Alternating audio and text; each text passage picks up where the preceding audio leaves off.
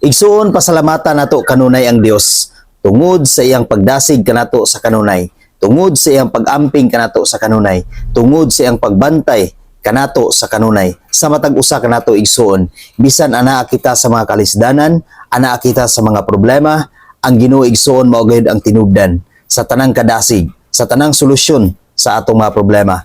Diha sa Dios igsuon atong makaplagan ang tanan. Siya ang amahan natong tanan, amahan nato sa langit nga mao'y nagdasig kanato, mao'y nag-comfort kanato sa tanan nga panahon.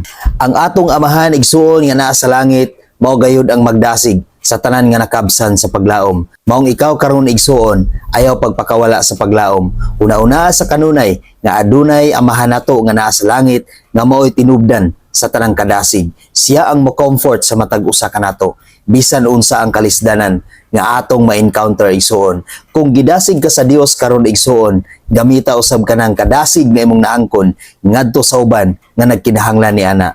Gamiton ka sa Dios, paggamit sa Dios igsuon aron pagdasig sa uban, pagsangyaw sa pulong sa uban, aron ang atong Dios nga atong amahan nga naa sa langit himayaon gayud ug daygon gayud sa kanunay sa tanang katawhan dinhi sa kalibutan.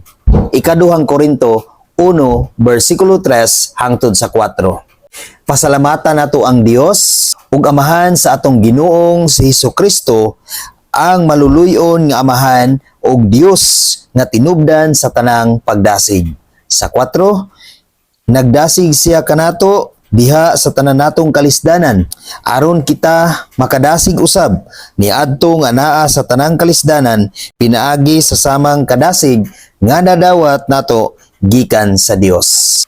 Maong igsuon, bisan unsa ang imong kalisdanan karon, bisan unsa ang imong mga problema karon, ayaw pagpakawala sa paglaom.